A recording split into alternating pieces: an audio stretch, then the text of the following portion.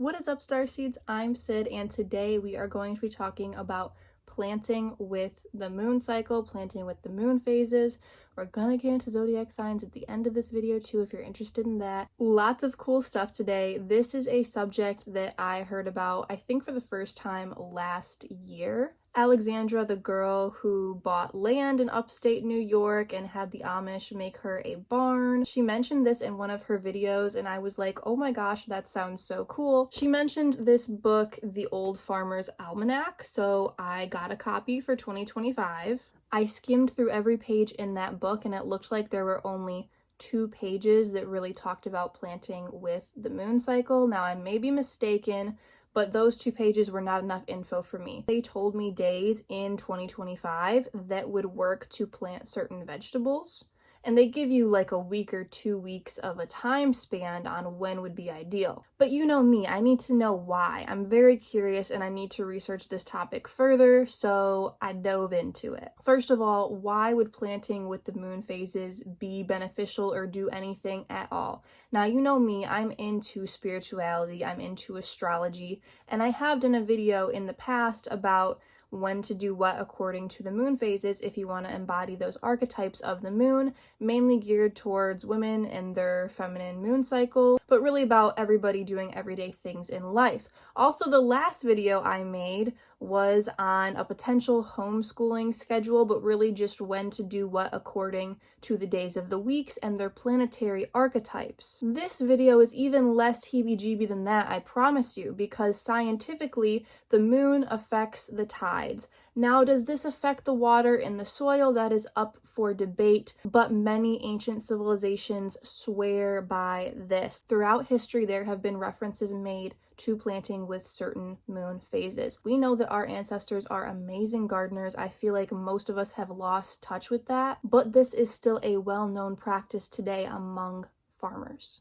So let's get into it. Let's talk about the basics first. I feel like we should go over the moon phases real quick though, because some of y'all don't know the moon phases. By the way, I'm gonna leave my favorite videos linked in the description of this video. That is where I got a lot of this information, is from watching other YouTube videos and compiling notes of my favorite parts of each to make this video. But let me take y'all back to 5th grade science class when I learned the moon phases, okay? There's a cute little song, and if there's still a YouTube video of the song, I will leave that linked. The first link in the description will be the phases of the moon song if there's still a YouTube video on it. But basically the phases of the moon are new moon, that's when you can't see the moon, waxing crescent, first quarter, that's when the moon looks like it's half full, but we're only seeing one side of the moon, so half of a half is a quarter. So it's the first quarter, and then waxing gibbous, when it looks, you know, 3/4-ish full, and then full moon, that's when the moon is full. So that is the waxing stage. Then after the full moon, the moon gets smaller. You've got the waning gibbous, then you've got the third quarter, waning crescent, and then once again the new moon.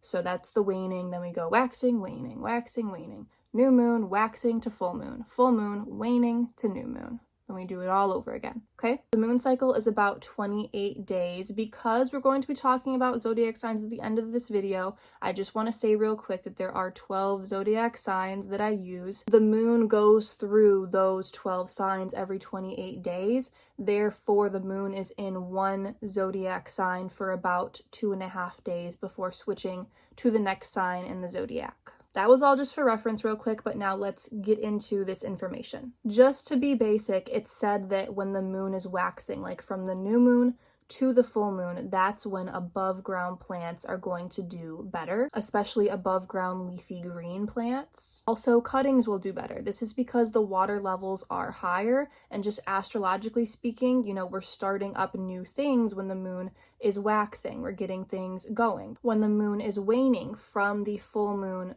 back to the new moon again, when the moon looks like it's getting smaller, that is when underground, like root vegetables, are supposed to do better. This is because the water levels are lower, and just astrologically speaking, we are like wrapping things up. Now, if you want to get more in depth, instead of just waxing and waning, if you want to look at like different quarter periods of the moon cycle. You can look at the new moon to the first quarter moon. That's when leafy greens are going to be good to plant. Lettuce, spinach, kale, and cabbage. From the first quarter to the full moon, that's when plants that carry seeds are going to do best, okay? Your tomatoes, your cucumbers, peppers, zucchini. From your full moon to your third quarter, that's when plants that grow underground, like your root vegetables, are gonna do best. Your carrots, beets, potatoes, and also your perennials, apple trees and berries like raspberries, blueberries. From the third quarter back to the new moon, you're not supposed to plant anything. You're supposed to just, prepare and tidy up your garden. Also, I should say that some people say that the new moon day, the exact day that is the real new moon,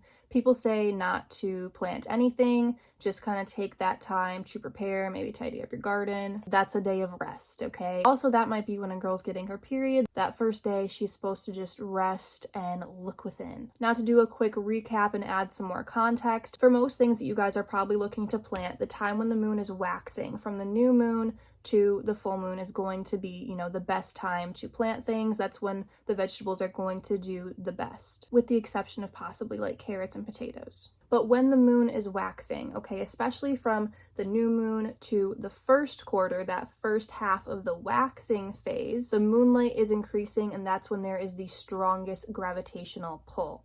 Then from the first quarter to the full moon, that's when the moonlight becomes even stronger. The gravitational pull is a little bit less now, though. The whole time during this waxing period, the energy is pulled up into these above ground plants. Now getting into planting with zodiac signs, we're going to go over the basic information first, and then we'll get more in depth. Basically, when the moon is in a earth zodiac sign or a water zodiac sign, that's going to be a great time to plant. So what are the earth zodiac signs? That would be Taurus, Virgo, and Capricorn. And then what are the water zodiac signs? That would be Cancer, Scorpio, and Pisces. So planting anything during, earth or water zodiac signs are supposed to be good, especially Taurus and Cancer, in my opinion, because those are like the most nourishing and nurturing. If you're just looking at the basics, like I said, then planting when the moon is in an air sign or a fire sign is less favorable, okay? An air sign would be Gemini, Libra, or Aquarius, and a fire sign would be Aries, Leo, or Sagittarius. So during those times when the moon is in those zodiac signs,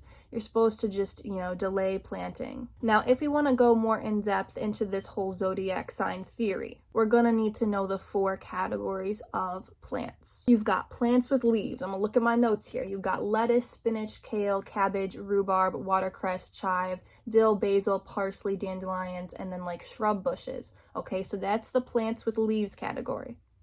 Then the second category, you got plants with seeds and fruit. That would be your fruit trees, strawberries, raspberries, watermelon, cucumber, zucchini, pumpkins, other kinds of melons, beans, peas, peppers, and tomatoes. Then you've got the third category, your root vegetables, your rooted plants. You got carrots, beets, potatoes, onions, shallots, garlic, leek, and radish. Fourth and final category, you've got your flowering plants. So that's really any kind of flowers, as well as artichokes, broccoli, and cauliflower. So the plants with seeds and fruit correlate to the fire signs, Aries, Leo, Sagittarius. The plants with roots, the root vegetables, correlate to the earth signs, Taurus, Virgo, and Capricorn. The flowering plants, the flowers correlate to the air signs, Gemini, Libra, and Aquarius. And then the leafy plants, the plants with leaves, correlate to the water signs, Cancer, Scorpio, and Pisces. Now, this is because Taurus, for example, rules the brain, and it rules on the plants, the roots. Leo rules the heart, and in correlation to the plant, it rules the seed. So also during, the time when the moon's in Leo would be a good time to plant any seeds. Libra rules the kidneys, and on a plant, it correlates to the flowers. Sagittarius, of course, rules the blood, and it correlates on a plant to the fruit. Pisces rules the lungs, and on a plant, it correlates to the leaves. So that is why the leafy plants are ruled by the water signs. The flowering plants are ruled by the air signs. The fruiting plants, the really seedy plants, are ruled by the fire signs. And the root plants, the root vegetables, are ruled by the earth signs. So what you can do with this information, you can look and see what zodiac sign the moon is in on what days. And then you can see, if the moon is in a water sign, that would be considered a leaf day, okay? So let's go down this line. It's going to be favorable to plant or to transplant these different types of plants on their favorable days. So leafy plants, you're going to want to plant or transplant when the moon is in a water sign. Seeded plants, fruited plants, you're going to want to plant or transplant when the moon is in a fire sign. Root vegetables when the moon is in an earth sign, and then flowers when the moon is in an air sign. So this is interesting. On leaf days, it's not good to harvest the leafy plants because they won't stay fresh as long. Instead, the leaf plant should be harvested during a flower or a fruit day when the moon is in an air or fire sign. On fruit days, when the moon is in a fire sign, it's a good time to harvest because the plants will stay better and fresher for longer. On root days, when the moon is in an earth sign, it's a good time to store plants, so I'd imagine that's a good time for canning or preserving. On flower days, when the moon is in an air sign, that is a good time to cut flowers because they have a stronger scent and can stay fresher longer. It's also the best time to harvest those leafy vegetables, like we said, either flower days or fruit days. Other interesting side notes that I do want to mention in this video, it is said that when the moon is opposite Saturn, that is a great time to put compost on your plants, really enrich your soil. Also a good time to transplant. Some more notes I jot down about what planets rule what plants are: the sun rules calendula, chamomile, juniper, saffron, and rosemary. The moon rules clary sage, cucumbers, lettuce, water chestnuts, and zucchini. Mercury rules carrot, celery, dill, fennel, lavender, oregano, and parsley. Venus rules artichokes, beans, blackberry, chickpea, mint, parsnips, peach, pear, apple, plums, strawberries, thyme, valerian, wheat, and yarrow. Mars rules basil, chives, garlic, mustard, onion, arugula, and peppers. Jupiter rules asparagus, white beets, fig, lemon balm, and sage. And Saturn rules amaranth, barley, red beets, and hemp. So take with that little information of what planets rule what plants as you will. You can use that however you would like. Wasn't the main point of this video, just a little side note. And then a couple more little side notes that I thought were really interesting from a video that I will leave linked in the description. This will be the second video linked in the description if the Moon Phases song is still available on YouTube.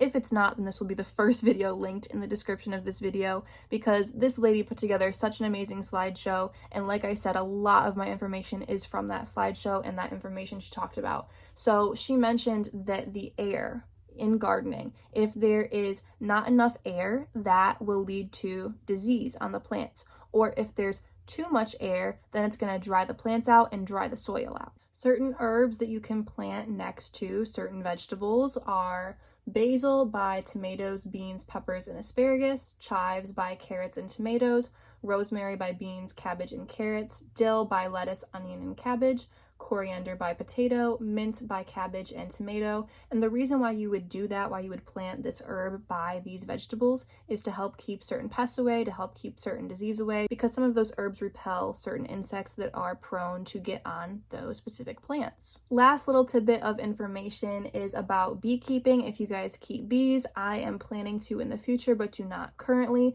I'm also not even that great of a gardener or a farmer yet. I aspire to be one, and I'm trying to be one. This year, I'm gonna plant by the moon phases. I'm gonna try to do it right. And I also just got a compost bin finally, so maybe that will help my plants be more healthy as well. Anyways, about these beekeeping notes. So leaf days, it's not recommended to work with the hive. Fruit days, it stimulates the collection of nectar, and bees are supposed to be more gentle during these days. Root days, bees are encouraged to build more comb, build more honeycomb. On flower days, that stimulates colony development, so more little baby bees, okay? They're reproducing. And the bees are also supposed to be more gentle during flower days as well. So yeah, I hope you guys enjoyed this video. Have you tried planting by the moon phases? Have you tried planting by zodiac signs? What do you think of all of this? If you're not already growing some of your own food, you need to learn how to do that. I can't emphasize enough how important this is. It breaks my heart how much we've lost touch with this and how much we've lost touch about the knowledge of plants and herbs and vegetables and fruits.